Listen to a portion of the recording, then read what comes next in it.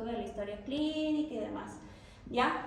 Entonces debo tener una sospecha clínica clara, ¿sí? Es como que de los 3 diferenciales que tengo, una es como el 75% de que sé que va a ser esa enfermedad la que tenga mi paciente. Otra le pongo como el 50% porque quizás sí o no, pero quizás con la signología clínica no me llega al 100% convencer que puede ser esa enfermedad, pero tiene signología clínica asociada a la primera hipótesis que tengo. Y la otra podrían ponerla que tenga un 25%, 30% de concordancia dentro de los signos clínicos que encontré, ¿no es cierto? Entonces, de acuerdo a esto, hice mis exámenes, confirmé, descarté y yo tengo que hacer un plan terapéutico adecuado en ese paciente, ¿no es cierto? Y después de que yo hago ese plan terapéutico adecuado, viendo la signología clínica que tiene ese paciente, yo ahí más o menos ya tengo la idea de cómo voy a informarle al propietario de lo que tengo que hacer, ¿no es cierto? Porque hasta aquí yo no le dije nada al doctor. Yo hice todo esto, tengo mis sospechas, ya llegué al diagnóstico definitivo y ahí sí, cuando voy a hablar con el tutor, ¿qué nomás tengo que decirle al tutor? ¿Qué creen? Buenos días, ya vengo con los resultados de su perrito. Ya. ¿Qué le van a decir? El momento que yo tengo que dar el diagnóstico. Depende. Ya. ¿Qué diagnóstico tengo? Perfecto, ya. Digamos que tenías una sospecha dentro de tus diferenciales, uno que tiene un pronóstico reservado, malo, el otro desfavorable y el otro, bueno, no era tan complicado. Digamos que dentro de eso salió el peor, ¿no es cierto? Ya. ¿Cómo le dan la noticia al tutor? ¿Cómo abordan al tutor? Sabiendo que tienen que dar un diagnóstico de una enfermedad que tiene un pronóstico reservado malo. ¿Cómo harían?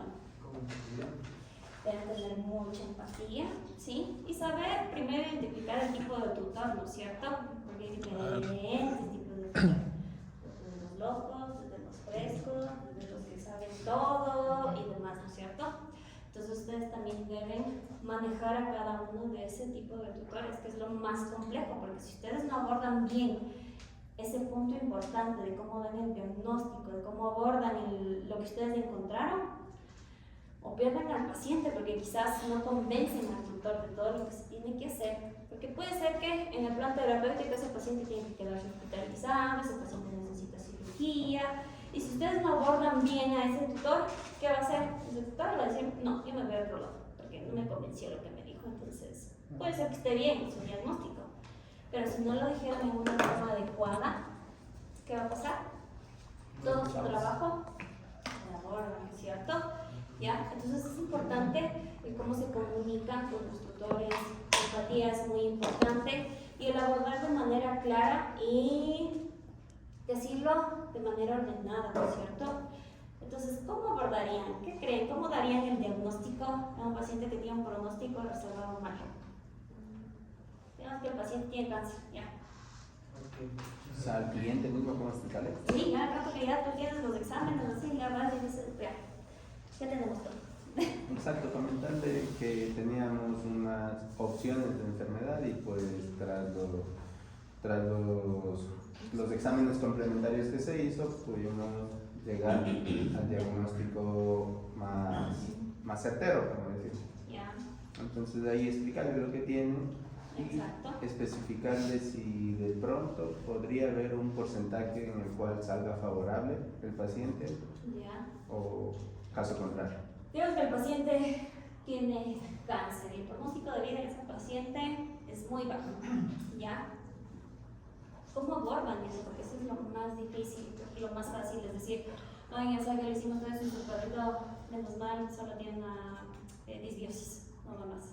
Yo creo que igual sí depende del propietario, pero si es una persona que veo que como que está muy interesada en la situación, tal vez y explicarle y tratar de explicarle como que también de una manera técnica, con algo que se pueda, como que él pueda visualizar y también enseñar los exámenes, que se hizo esto, salió esto, y esto es que no sé, tenemos estos resultados y al final lo que se va a realizar no sé, es el tratamiento, puede ser favorable o no, dependiendo de las causas, pero creo que es una manera como que explicarle un poquito lo que a veces no entienden para que sepan lo que está pasando dentro del cuerpo del perro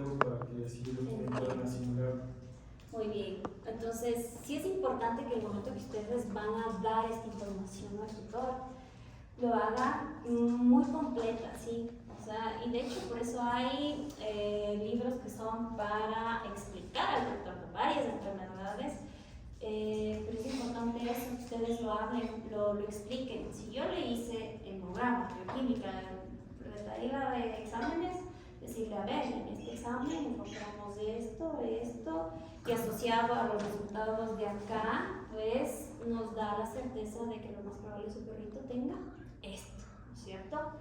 Ahora, ¿qué tenemos que hacer con este paciente? Digamos que necesita una resección quirúrgica. Sí, yo necesito reseccionar ese tumor, ¿sí?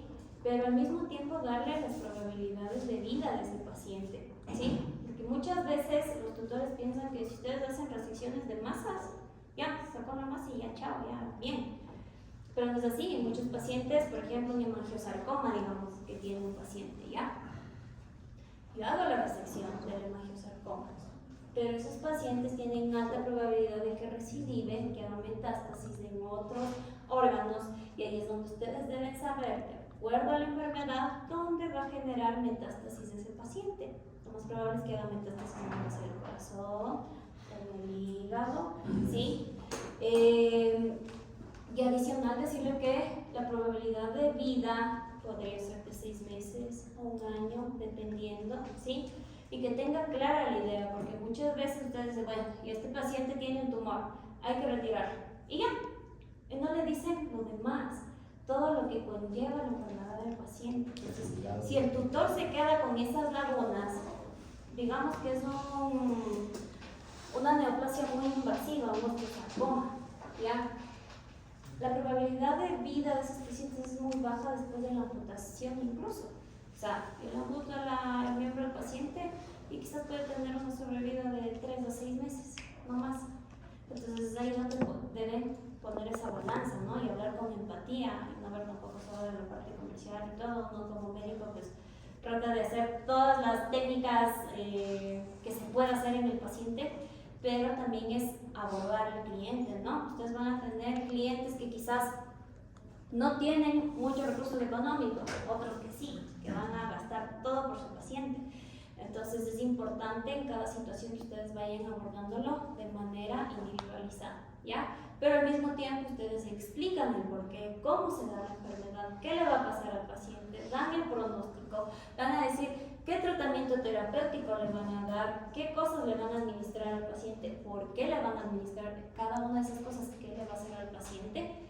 Y de ahí más o menos, incluso si ese paciente se queda hospitalizado, decir, bueno, probablemente necesito unos 2-3 días promedio de hospitalización, un día promedio de hospitalización, para que el tutor tenga claro todo lo que se va a hacer, ¿sí?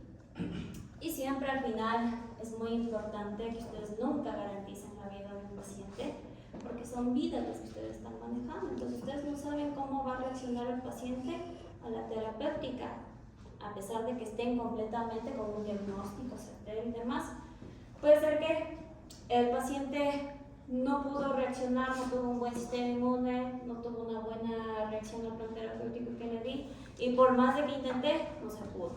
Entonces muchas veces piensan o se limitan a decir, que es una enfermedad chiquita, ya, sí, ya en unas horas se va a la casa, y justo ese paciente es el que se les complica y termina muerto, ¿ya? Entonces, los tutores siempre se quedan con el hecho de que ustedes les dijeron al inicio que no le iba a pasar nada, dijeron que sí se iba a mejorar. Ellos con eso se quedan, si es que el paciente empeora. Entonces, traten de que el momento que ustedes van a dar una noticia, así sea una gastroenteritis, ¿sí? Decir que hay que irle evaluando durante toda la parte de hospitalización. ¿Que puede reaccionar bien? Sí, pero que cada paciente es... que cada paciente es único, entonces hay que ir viendo cómo él reacciona a todo lo que se le va realizando, ¿ya?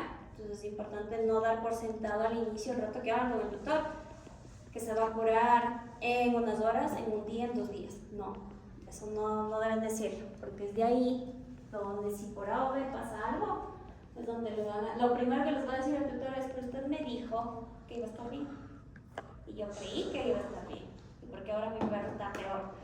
Entonces eso es importante. ¿ya? ¿Sí? Hasta cómo manejan ustedes las palabras como doctor es demasiado importante, ¿ya? Muy bien, entonces, bien, para yo dar un diagnóstico a este paciente, es como un rompecabezas. Yo tengo que entender los signos, los síntomas, toda la semiotecnia, los exámenes complementarios, todo el conocimiento previo para llegar a hacer un diagnóstico preciso en el paciente, ¿ya? Entonces no se queden solo con una cosita o no se limiten a abarcar de manera integral cada enfermedad, ¿ya? ¿Sí? Y recuerden, como siempre les he dicho, ¿sí? Que el ego muchas veces les nubla, entonces a veces piensan que ya lo saben todo, y cuando piensan que lo saben todo, es cuando cometen más errores, ¿sí? Entonces, en cada paciente, como que si fuera la primera vez que están en esa patología, no importa, porque eso les va a servir para que sigan practicando y que sigan viendo nuevas formas terapéuticas de ayudarle de la mejor manera a ese paciente, ¿ya? Entonces, también hablando un poco del SOA, sabíamos que son las partes subjetivas, objetivas, la parte interpretativa, ¿sí? Que vamos a ver dentro de todo el examen clínico. Entonces, lo subjetivo era la información que sacábamos del tutor, ¿no es cierto? Porque todo lo que le preguntamos al tutor no sabemos si es verdad, 100% cierto o falso, ¿ya? Los objetivos sí es lo que ya nosotros vimos, lo que nosotros recabamos mediante el examen clínico, y la parte de interpretación es ya cuando yo doy un diagnóstico, ¿no es cierto? Y el diagnóstico, y ahí sí yo tengo un plan para, mediante las pruebas complementarias y demás, pues empezar a hacer todo el tratamiento adecuado en ese paciente, ¿ya? Entonces ahora sí vamos al caso clínico, y recuerden que ahora cada uno de ustedes debe participar y la participación de cada uno tiene nota, ¿ya? Entonces todos ya leyeron, ahorita nadie va a leer, ¿sí? Ya tuvieron todo el tiempo necesario para leer sobre la enfermedad, y vamos a ir haciendo este caso clínico, vamos a irlo desarrollando, ¿sí? Entonces, empecemos. Tenemos un felino mestizo hembra de 9 años, ¿ya? ¿Cuál es el motivo de consulta? Hiporexia y claudicación del miembro posterior izquierdo con evolución a paraparesia, ¿ya? Entonces, ¿qué más que, dentro de la reseña, qué más necesitan en este paciente? Sí, se esterilizado. Ya, perfecto. Digamos que sí es esterilizada, ya. Sí, están tratamiento antes con pastilla, Tratamientos previos, ya. Ahora vamos a la reseña, ¿no es cierto? Recuerden el motivo de consulta y desde dónde parte, ¿ya? Porque ustedes solo ven que el paciente llegó así. Y tiene 9 años, ¿sí? Nada más. Y empezó con claudicación del miembro posterior izquierdo, que fue evolucionando a paraparesia. ¿La paraparesia qué sería? Los miembros posteriores, ¿no es cierto? Tiene debilidad en los miembros posteriores. Muy bien. Entonces, ¿cómo empiezan abordando a este paciente? ¿Desde cuándo está claudicando el El paciente? tiempo de evolución. Empiezo desde el tiempo de evolución del motivo de consulta, que fue la claudicación, ¿no es cierto? Entonces, ¿desde qué tiempo apareció? Digamos que este paciente comenzó con una semana ya de cambios, ¿sí? La claudicación fue hace una semana, ¿sí? Sí, se cayó. Y antecedentes, ¿no es cierto? Ver si hubo antecedentes de trauma. No se cayó. Pasan casas, es que salen. Muy bien. La gatita pasa sola. ¿Se presenta alguna molestia al contacto, al tacto? Ya la doctora les manifiesta que el momento que ella trata de sostenerle, tiene reactividad, tiene reacción, quiere morder. Ya, muy bien. Marlon, ¿qué más preguntarías? Una consulta. Estaba viendo, en serio, de la enfermedad de la garrapata, la enfermedad de Lyme-Crest, afecta igual en la parte posterior del modelo. ¿Pero eso solo es de perros o Tiene un componente neurológico, pero en animales casi no está marcada la enfermedad. O sea, en humanos sí, no sé si han escuchado de la enfermedad de Lyme, que en humanos sí afecta bastante y a nivel neurológico. Sí, en animales hay más incidencia en perros que en gatos, pero no se ha dado como la fase neurológica, esa manifestación neurológica, no es tan común ver. Ya. A ver, ¿qué preguntarías? Eso. ¿Qué? ¿Si tiene like? No, o sea, si estás parasitado externamente, por quizás la enfermedad, pero ella me dice que no es principalmente acá. Ya, ¿qué más preguntaría? Cero. Tal vez se ha Cero. presentado vocalizaciones. ¿Ah? Tal vez se ha presentado vocalizaciones. Ya, perfecto. Sí, dice que el momento que le está sosteniendo estos días, como que tenía una reacción. Pero hoy en la mañana ya le vio que estaba como más decaída y sí estaba maullando más de lo normal. ¿Has notado cambio en la temperatura del organismo de la gatita? Ya, les dice que no se fijó en eso. La alimentación.